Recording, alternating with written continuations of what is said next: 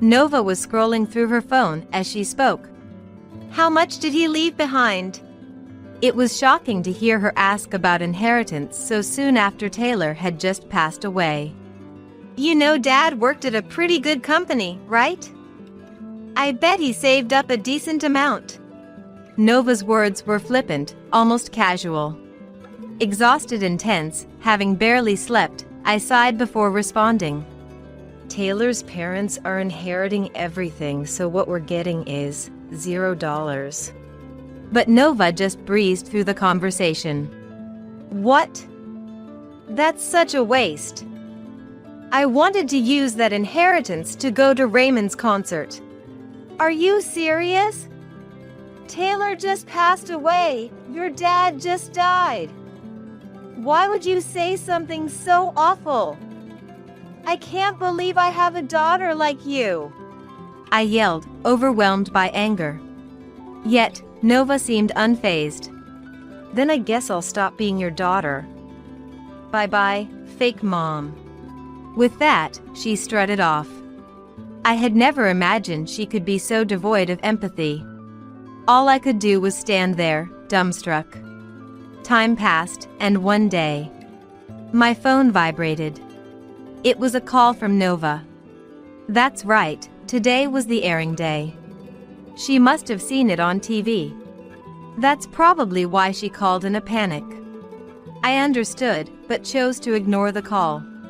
Yet, the ringing didn't stop. After a while, the light on my phone flashed. It seemed she had left a voicemail. I played the message after some time had passed. Immediately, I heard Nova's screaming voice blaring loudly, making me instinctively pull the phone away from my ear. Hey, what's going on? Why are you on TV with Raymond? Answer me. I sighed and deleted the voicemail.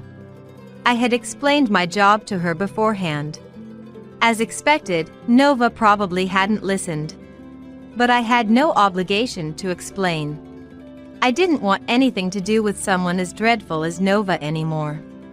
My name is Ingrid Martin, 43 years old. I live with my husband, Taylor, and my daughter, Nova. Well, Nova isn't my biological daughter. Taylor and I married 3 years ago, and Nova was his daughter from the previous marriage. At that time, my career was taking off, and I was incredibly busy. I was getting by on energy drinks. Without a romantic partner for years. That's when I was introduced to Taylor through an acquaintance. Taylor was kind and sincere. We hit it off and naturally progressed to a serious relationship with marriage in mind. However, there was one problem. Taylor was a widower, having lost his wife, and he had a daughter. Her name is Nova. She was a 17-year-old high school student. I knew he adored Nova because she often came up in our conversations. But this was my first marriage. I was a bit worried about how to interact with a teenage girl. Sensing my concern, Taylor reassured me. She's a good kid. Don't worry. But I was worried if Nova might not accept me. Concerned, I suggested we have dinner together with Nova several times. Nova was quiet and spoke little. Perhaps losing her mom at a sensitive age cast a shadow over her. Considering this, Taylor repeatedly confirmed with Nova if she was okay with him remarrying. Nova had said she was fine with it. Relieved, I continued our relationship and eventually, we got married. But things didn't go smoothly. It seemed my expectations were too naive. Once we started living together, Nova gradually began to show her true colors. After the wedding, the three of us decided to live in a condo. It wasn't a rental, we bought it when we got married. Taylor's in-laws were happy about his remarriage and offered to pay for the condo. Initially, I declined because it felt like too much, but they insisted. Taylor's in-laws were very concerned about him and Nova, and they were thankful for my presence as a stepmother. They repeatedly told me to accept their offer, and I eventually agreed, seeing no reason to refuse. And so, we moved into this brand new condo. Nova was still not very talkative, but I thought we could gradually become closer over time. Luckily, I work from home. I should be able to spend plenty of time with Nova. I understand that losing mom isn't something one can easily get over. But I hoped I could be there for her as much as possible. However, Nova's behavior started to change for the worse. She would only respond with yeah or aha whenever I tried to start a conversation. She was always looking at her phone, never making eye contact with me. Once, I asked her what she was watching, but she only replied, "ATB's concert." It seems ATB is a popular boy band among the youth. Nova was especially obsessed with a member named Raymond Thompson, owning a vast collection of his merchandise. Her room was filled with Raymond's goods, leaving no space to walk. I tried to clean up several times. But Nova would get angry and yell, "Don't come in." Confused, I talked to Taylor about it. Taylor answered sadly, "Nova has always been like this. She might seem indifferent, but she doesn't mean any harm. When her mom passed away from an illness, Nova was still in elementary school. She was deeply affected by it. Back then, she found solace in that male idol. And she still does. That's why I want to let her do as she wishes." I see. I thought it was a sad story. Nova never lets go of her phone, always looking at Raymond's pictures or videos. It must be her way of healing herself. But sometimes, I felt she was going too far. She wasn't studying at all, and her grades were terrible. Even so, Taylor said nothing, attributing it to the loss of her mom. I understand Nova's feelings, but I believe it's also important to live a proper life. Wouldn't Nova's late birth mother want the same? Thinking this, one night, Taylor was on a business trip, leaving Nova and me to have dinner together for the first time. I decided to have a talk with Nova today.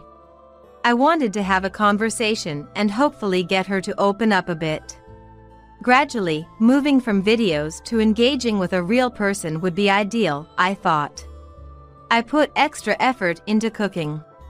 But Nova, while eating, was glued to her phone watching Raymond's videos. She completely ignored anything I tried to say. Maybe she felt more relaxed without Taylor around. But, honestly, this lack of basic manners is unacceptable. If she continues this way into adulthood, she's going to have problems. I didn't hold back in addressing it. "Hey Nova, can we put the phone away during meals? Let's talk." But when Nova looked up, her face was full of anger. "What? I'm at a good part right now. Raymond is speaking. Don't you understand?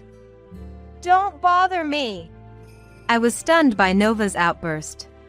She was watching an ATB concert, and it was a scene where Raymond was speaking. After her tantrum, Nova glared at me, ate her food quickly, and locked herself in her room with her phone. I was shocked. Was it really worth getting so angry over? For the first time, I felt scared of Nova. But this was just the beginning of a nightmare. I couldn't have imagined the shocking events that were about to unfold. One weekday afternoon, my phone rang. It was from the teacher of the high school Nova attends. I paused my work to answer the call. "Yes, this is Martin." "Excuse me. Nova did what?" It was a call to alert me about Nova's behavior. Apparently, she had skipped school to attend Raymond's concert on a weekday. Nova had been absent frequently lately, and the teacher had been suspicious. Just when they decided to inquire about it with me, another teacher spotted Nova in downtown, returning from the concert. When asked about it, she easily admitted to having gone to the concert. I was dizzy with shock. Indeed, Nova had gone to Raymond's concert. But she was only allowed to go on weekends at the end of the month. Skipping school on a weekday was obviously not allowed. Yet, she had lied and skipped school. I apologized profusely to the teacher. This was unforgivable. I had to make it clear. In the evening, Nova came home. "Nova, can we talk?" Nova tried to ignore me with an annoyed look. But I quickly grabbed her arm. "Please listen. This is important." "What?" "Make it quick. Your teacher called today. You skipped class on a weekday to go to a concert. We agreed concerts were only for weekends at the end of the month, right? You need to keep promises and attend your classes properly." Nova clearly didn't like what I was saying. But I couldn't let it end there. "And how did you get the money for the concert?" I had thought she was enjoying Raymond within the limits of her allowance. According to the teacher, she had skipped a lot of days. Where was the money coming from? Nova fell silent with a sullen face. She didn't want to say it, but finally spoke. "I took a little from Dad's wallet." "What? That's stealing!" Contrary to my panic, Nova spoke boldly, as if she had justified herself. "That's exaggerating. It's family money. But there's a difference between right and wrong. I have to tell Taylor about this." "Do whatever you want. Dad's soft on me. He'll forgive me because he still sees me as the poor daughter who lost her mom." With that, she laughed, "Ha ha ha. What a child." This behavior couldn't be excused by the grief of losing Mom anymore. I had to get Taylor to talk to her before Nova's behavior got any worse. Just when I thought so, a more shocking situation awaited me. It was sudden. Taylor had passed away. I couldn't believe it. While I was preparing dinner, a call came from Taylor's boss.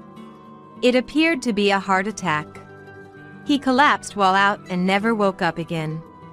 I was stunned by the news. I rushed to the hospital and spoke with Taylor's boss, who was waiting there. Afterward, I contacted Taylor's relatives and had multiple discussions.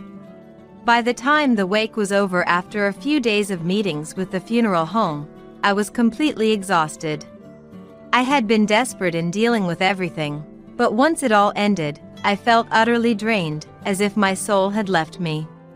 Our marriage had lasted only a few years. The memories with Taylor were far too few. I stared at his portrait. Remembering the time we met, I cried quietly when Nova came in, carefree. Nova showed no signs of mourning. During the funeral, she was engrossed in her mobile phone, looking at Raymond. I was too exhausted to admonish her. But thanks to the relatives who conveniently interpreted. "Poor thing, losing her mom and now her dad. She must be using her phone to escape the sadness." She avoided any criticism. Nova sat down and started playing with her mobile phone. Then, as if remembering something, she said, "Oh, by the way, how much did he leave behind? Is this the time to ask such a thing? You know Dad worked at a pretty good company, right? I bet he saved up a decent amount." Nova spoke lightly. Exhausted and stressed, having barely slept, I sighed and said, "Taylor's parents are inheriting everything, so what we're getting is $0. The inheritance had already been discussed with the in-laws after Taylor passed. Taylor's company was publicly traded, but he wasn't a high earner. There wasn't much in terms of savings. As Taylor's wife and Nova, his daughter, we had the right to inherit. But the in-laws had been feeling unwell lately and expressed concerns about their future. After discussions, considering they had contributed to the condo's purchase, we decided the real estate would go to me and Nova, and the money would go to the in-laws. Hearing this, Nova sulked. "What? We could have gotten an inheritance, but you gave it all to Grandpa and Grandma? What a waste!" Grandpa and Grandma won't be around much longer anyway. Wouldn't it be better if I inherited everything? Huh? I couldn't believe my ears. Oh. I wanted to use that inheritance to go to more of Raymond's concerts. What are you saying? Taylor just passed away. Your dad just died. And all you can think about is Raymond. Don't you have any respect for the deceased? I couldn't take it anymore. Does this child lack all compassion? Then, Nova dismissively said, "You're so annoying." That word made me pause. I did love Dad, you know? He always listened to me and gave me money. But he's gone now, so it can't be helped. His left behind money is more important. And you're the same, right? Couldn't get married at a good age, so you settled for a dad with some money, even though he had a stepchild. You guys were only married for a few years, and I don't need someone pretending to be mom and acting all high and mighty lecturing me. I listened in shock to the harsh words thrown at me. Unbelievable. What is this child saying? Anger began to bubble up within me, and my body started to shake. How could you say such things? Do you not understand how much Taylor cared for you as he raised you?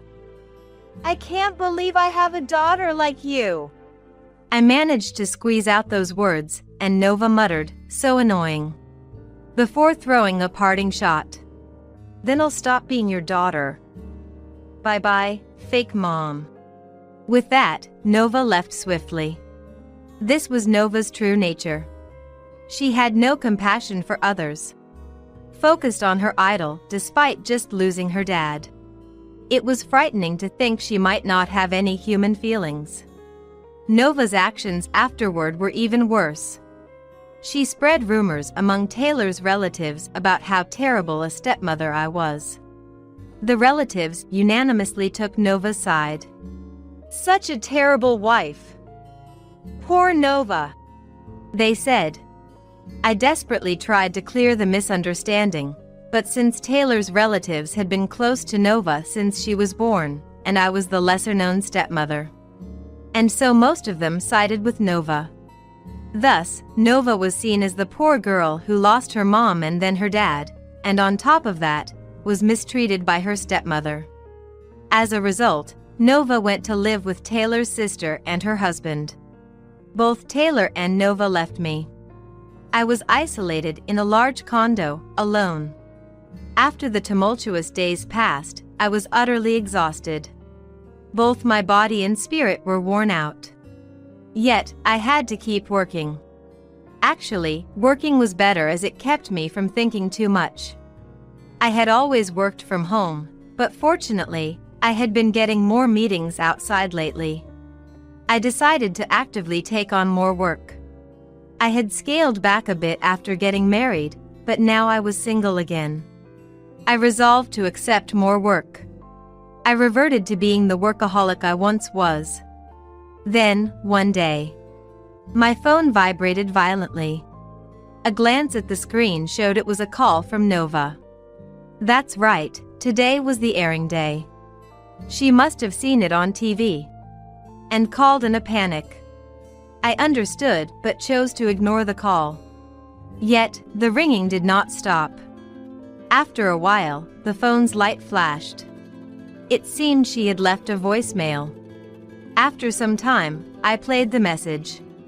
Immediately, Nova's yelling blared at high volume, making me instinctively pull the phone away from my ear.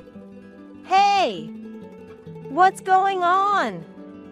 Why are you on TV with Raymond? Answer me! I sighed and deleted the voicemail. I am a screenwriter. I work from home, and my original script was being turned into a TV drama. That's why I was appearing on a TV information show for promotion. At that time, the person I was having a discussion with on the show was Nova's admired idol, Raymond. It seemed to be Raymond's first appearance in a drama. And he was the lead, which had increased the attention on him.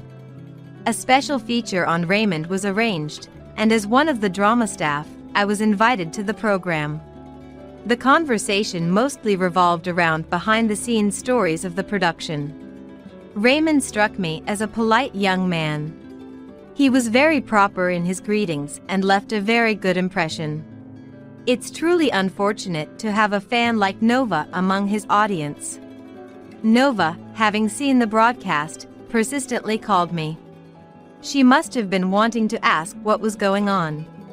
I had told Nova about my profession, but she hardly listened, always engrossed in videos. She probably only saw me as just a housewife who's always at home. But now, that doesn't matter anymore. I knew it would cause a fuss if she found out I was working with Raymond. I have no obligation to explain anything to Nova, who has ignored and insulted me so much before. Ignoring her resulted in many messages coming in, which I, of course, threw away without reading a single one. It's ironic how she suddenly clings to me for communication, having never tried to communicate before. Knowing Nova's true nature now, I decided I no longer wanted anything to do with her. A few days passed, and the persistent calls from Nova stopped. She must have realized I wouldn't respond. I felt relieved. With work winding down, I thought it'd be nice to relax with my favorite tea. As I was getting a mug ready in the kitchen, the doorbell rang loudly. It gave me a bad feeling. I quickly peeked through the door viewer. To my surprise, Nova was standing there. Her eyes burning with anger, a terrifying expression on her face. I know you're there! Come out! Why are you leaving me out, talking to Raymond? Of course, I wouldn't go out.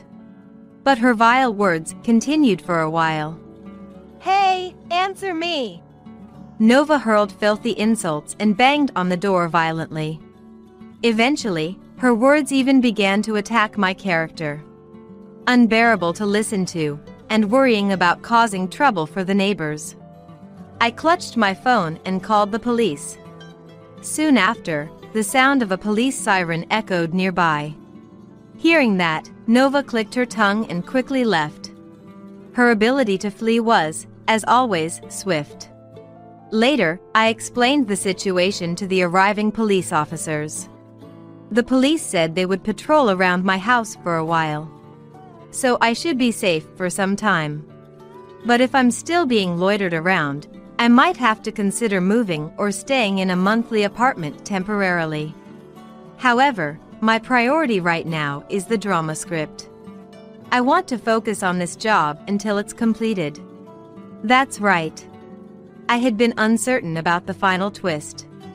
But suddenly, it came to me. I booted up my computer and started typing quickly. Time passed. Fortunately, Nova hadn't come to my house since then. She must have given up. Thanks to that, I was able to focus on my work, and the script was completed successfully. Today, I was supposed to visit the filming site of the drama. The climax was being shot at a park in the suburbs. After briefly greeting the production staff, I decided to watch the filming from the back. The actors seemed to be in good spirits as they got off the location bus. But Raymond, the lead actor, seemed to be lacking his usual energy. He appeared to be somewhat downcast. Was something wrong? Despite my concerns, the filming went on smoothly. This scene required extras, so there was a crowd waiting at a corner of the park. Suddenly, the area became noisy. Someone stop that woman! A shout was heard, and a woman emerged from the crowd. She made her way to where Raymond and the others were gathered, panting. Raymond!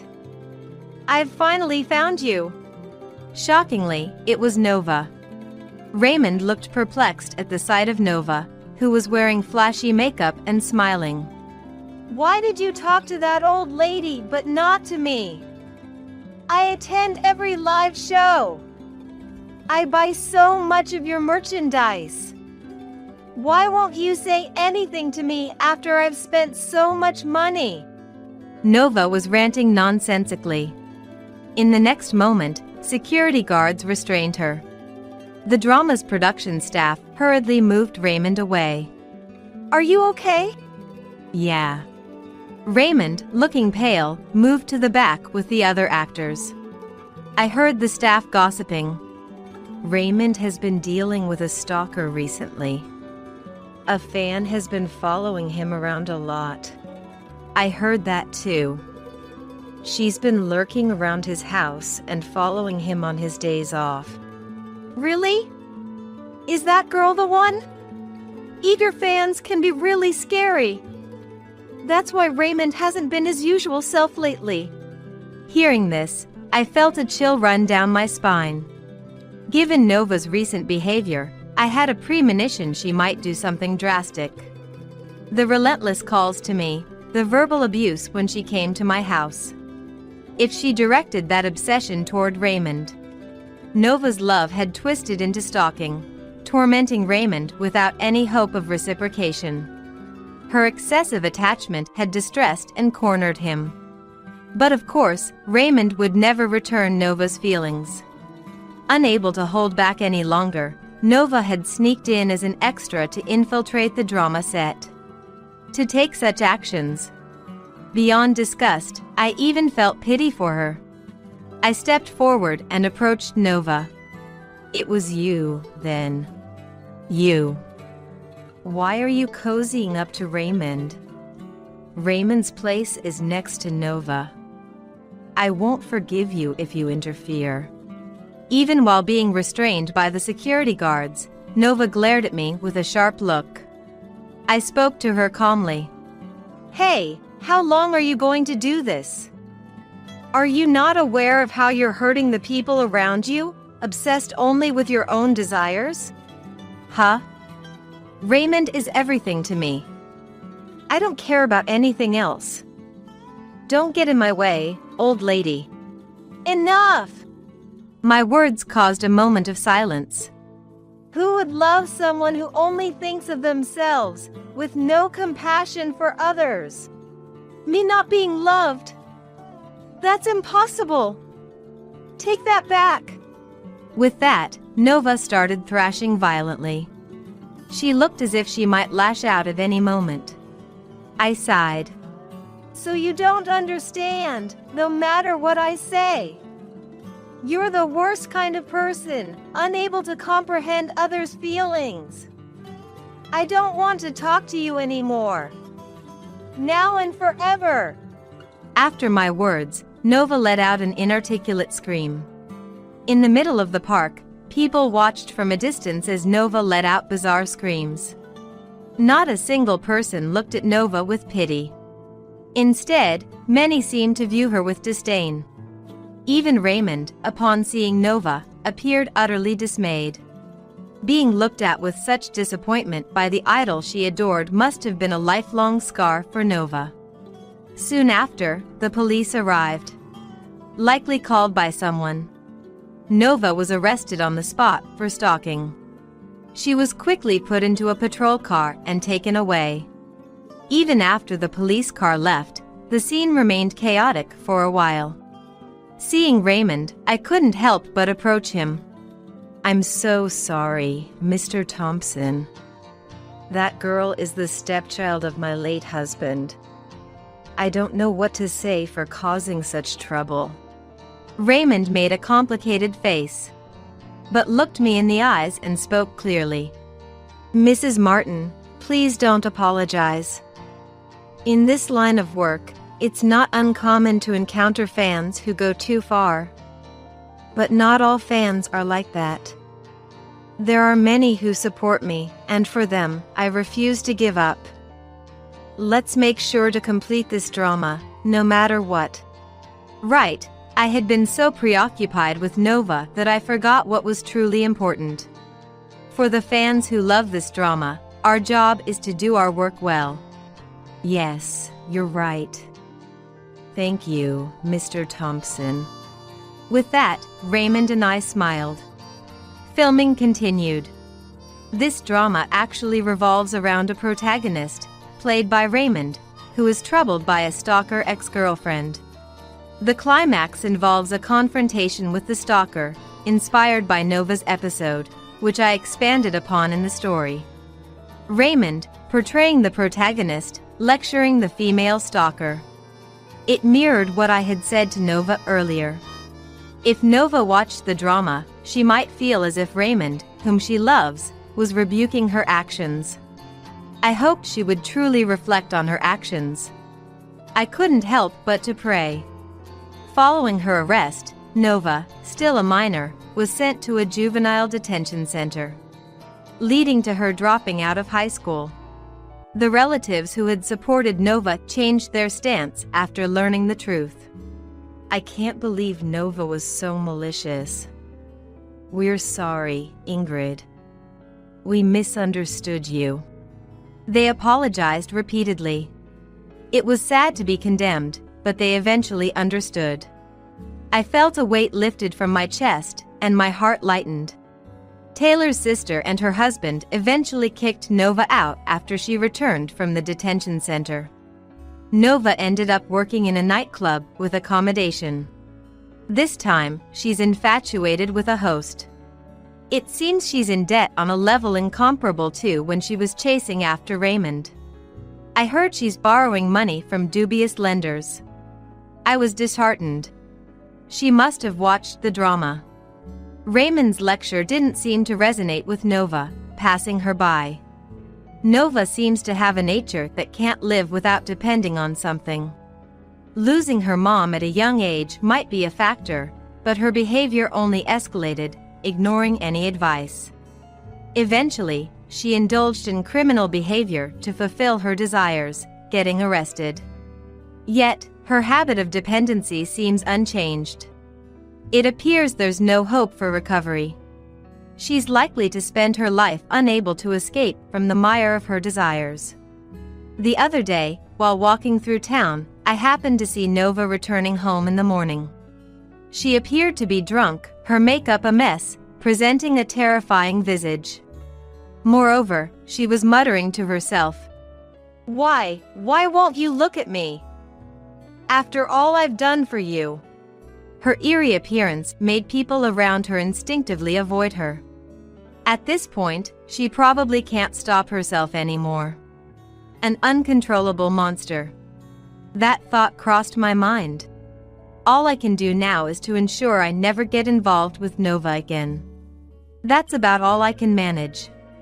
Meanwhile, I've been busy. The drama was a success, with good ratings, strong DVD sales, and high streaming numbers. It remains popular even after ending, with talks of a second season and a movie adaptation already underway. As someone involved in the drama's production, I couldn't be happier. Raymond, too, seems to have recovered his spirits. He had been troubled by the stalker, Nova, but now appears to have completely moved on. His acting in that drama was well received, and he's since been appearing in various dramas and movies. His career is flourishing, and his popularity is on the rise.